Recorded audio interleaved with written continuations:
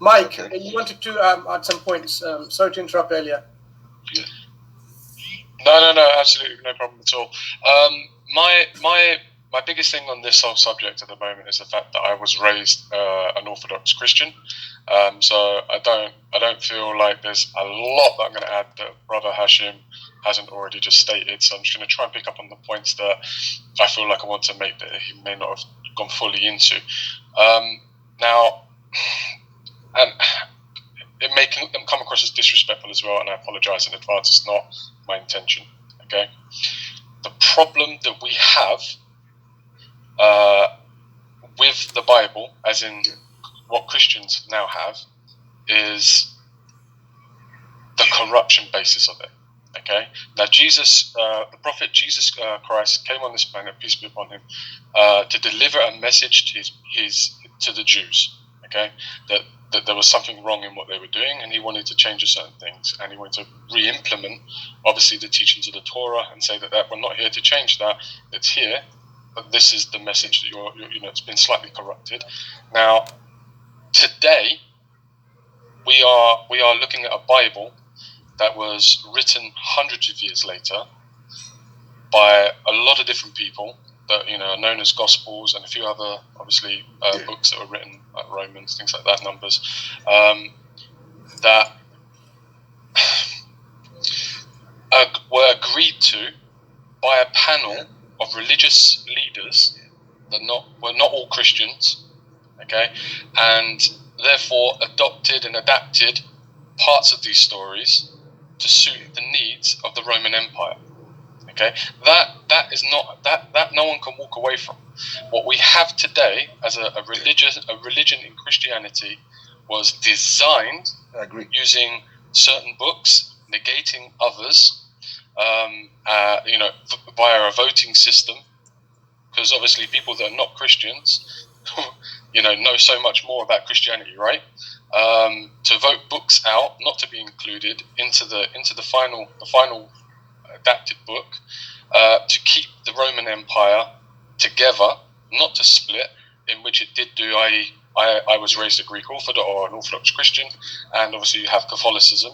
It split anyway. Okay, so when we look at these books, we have to accept. There's no way out of it. We have to accept that it was designed to keep the peace of one empire, which has basically been replaced by the Catholic Church, okay, and the Eastern Orthodoxy as well, okay.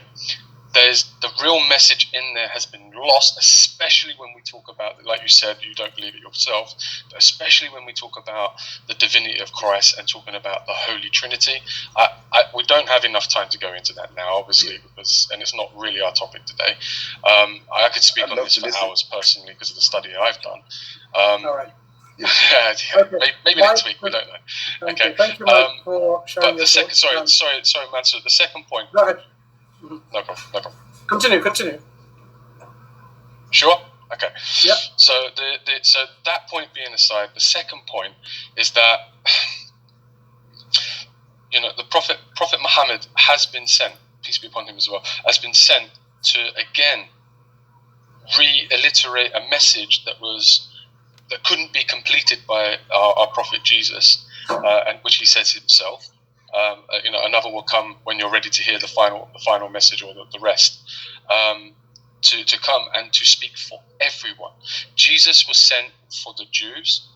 Prophet Muhammad, peace be upon him, was sent for the rest of the world to hear the final message and to hopefully unite the people under one religion, the same God, i.e., Allah, that all of the previous prophets worshipped. There's nothing. I don't believe there's anything controversial with that subject. I think it's a very beautiful message. And the last thing I would say is that I think more people would break down a lot of barriers if we could just pass that message on into our educational systems as a real topic when we talk about religious education. Because growing up personally, when I did, hearing about Islam was, that's a different religion completely. It's never taught in schools that we believe the same things, and it just backs up everything. So slightly different topic again. I apologise for that panel, but I think that we could do more And I'm wondering maybe one day we can have that chat Inshallah. to how we can get those messages into our schools Thank you. better. Jazakallah khairan. I'll leave it Victor, there. Thank you very just much for want your to time. summarize this point.